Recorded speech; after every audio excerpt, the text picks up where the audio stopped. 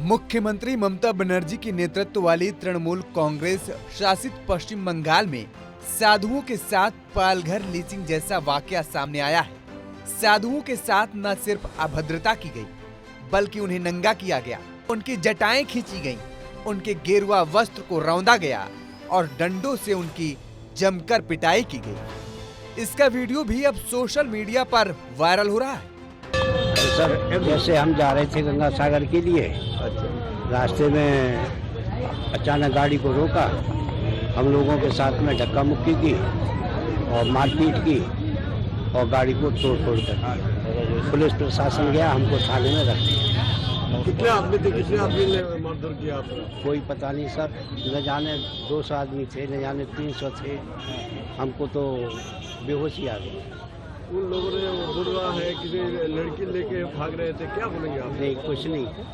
वो भी बेटियां आई, हम लोगों से माफ़ी मांगने लगी। हमने कहा बेटी, हमारा ही कोई पाप उदय हुआ जो हमको ये दंड भोगना। झूठा आरोप दिया। क्या चाहते हैं अभी? क्या चाहते हैं? अब सर, हम कुछ नहीं चाहते हैं, क्योंकि हम तो रास्तागीर संत हैं। घटना का वीडियो वायरल होने के बाद पुलिस ने कार्रवाई की, 12 लोग गिरफ्तार किए गए। वहीं पुरुलिया के एसपी अभिजीत बनर्जी ने बताया कि मामला 2 लड़कियों से जुड़ा है। गिरफ्तार लोगों के बयानों के मुताबिक साधुओं ने काली मंदिर के पास लड़कियों को रोका था, लेकिन भाषा संबंधी समस्या के कारण लड़कियों ने समझा कि वे साधु उनका पीछा कर रहे हैं, इसलिए उन्होंने शोर मचा दिया और लोग इकट्ठा हो गए।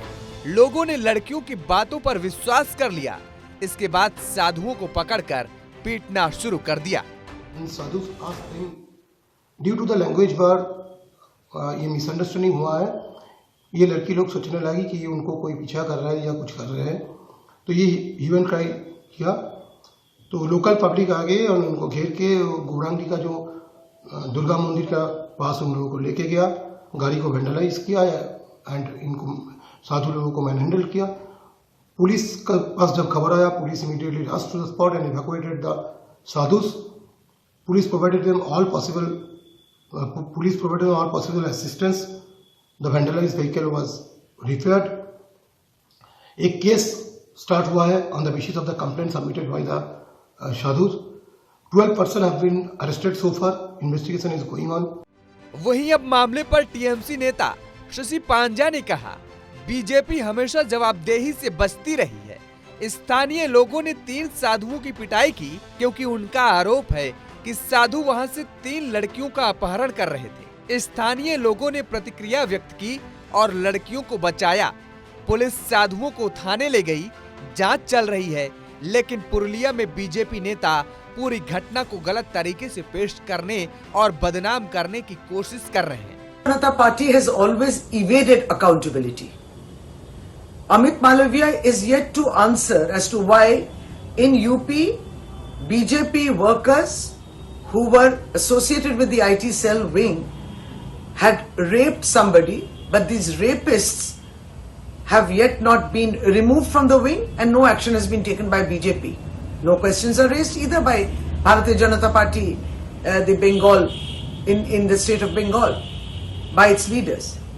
And what do we see? That Bharatiya Janata Party in Purulia is trying to create a different narrative, misrepresent incidents which happened in Purulia on the 11th of January. There were these 3 sadhus under Kashipur Thana. The area comes under the jurisdiction of Kashipur Thana in Garandi, in Purulia. Now the local people beat up these sadhus because their allegation is that they were kidnapping 3 local girls of those village, from that village. And the local people have reacted and rescued the girls. The police had arrived, controlled the situation, and have taken the sadhus to the Thana. Cases have been started by the local villagers against these sadhus, by the sadhus against the local villagers. The situation is under control by the police. Investigation is on. तो वहीं पश्चिम बंगाल के मुर्शिदाबाद से कांग्रेस के सांसद और party के वरिष्ठ नेता अधीर रंजन चौधरी ने साधुओं पर हुए हमले को लेकर टीएमसी को निशाने पर लिया और पश्चिम बंगाल की कानून व्यवस्था पर जमकर सवाल खड़े किए। बंगाल में कानून स्थिति बराबर खराब है, आज भी खराब है। जब तक 70 रुपये टीएमसी रहेगी तब तक खराब ही रहेगी। इसमें कोई बदलाव आने की कोई संभावना नहीं है। अब टीएमसी नेता शशि पांजा कुछ भी बोले, मगर तस्वीरों और बयानों से साफ है कि साधुओं को पकड़कर बेरहमी से पीटा गया। वे हाथ जोड़कर रहम की भीख मांगते रहे, लेकिन लोगों को तरस नहीं आया। आखिर में इलाके के ही कुछ युवकों को उन पर दया आ गई और उन्होंने अपनी जान पर खेलकर भीड़ के चंगुल से उन तीनों संतों को बचाया और पुलिस को बुलाया। तो वही साधुओं की पिटाई को लेकर केंद्रीय मंत्री अनुराग ठाकुर ने घटना की जमकर निंदा की है। उन्होंने कहा, पश्चिम बंगाल में कानून व्यवस्था चरमरा गई है। जो जनता की भलाई के लिए पैसा आता है, उसकी पाई पाई खाने का पक्का इंतजाम किया जाता है। यहाँ की नेता और सरकार कट मनी के नाम से मशहूर हो गई है। गरीबों की भलाई के लिए जो पैसा केंद्र से आता है, उसमें भी कमीशन खाने का हर संभव प्रयास किया जाता है। भ्रष्टाचार चरम सीमा पर है। आखिरकार ये वातावरण क्यों, ये तुष्टीकरण की राजनीति ने इस वातावरण खड़ा कर दिया है कि कभी राम जन्मभूमि का अगर शिलान्यास हो तो बंगाल में कर्फ्यू जैसी स्थिति खड़ी कर दे, हिंदुओं को जश्न भी न मनाने दिया जाए। और अब हिंदू साधुओं को मारने पीटने की, उनकी हत्या तक करने का भी प्रयास किया गया। इस तरह की घटनाएं सामने आई और राज्य की सरकार मूक दर्शक बन के बैठी रही। मीडिया के मित्रों ने जब ये बात को उठाया, तब जाकर अब ये थोड़ी कार्रवाई की है। सवाल ये खड़ा होता है कि तुष्टीकरण की राजनीति पश्चिम बंगाल को कहां लेकर जा रही है और आखिरकार ये हिंदू विरोधी सोच क्यों है। पश्चिम बंगाल में हुई इस घटना को बीजेपी के नेता पालघर पार्ट 2 करार दे रहे हैं। दरअसल 2020 में पालघर मॉब लिंचिंग हुई थी। 16 अप्रैल 2020 को महाराष्ट्र के पालघर जिले में एक निगरानी समूह ने कथित तौर पर बच्चों के अपहरणकर्ता और अंग निकालने वाले होने के संदेह में 2 साधुओं की पीट कर हत्या कर दी थी। साधु सूरत में एक अंतिम संस्कार के लिए जा रहे थे।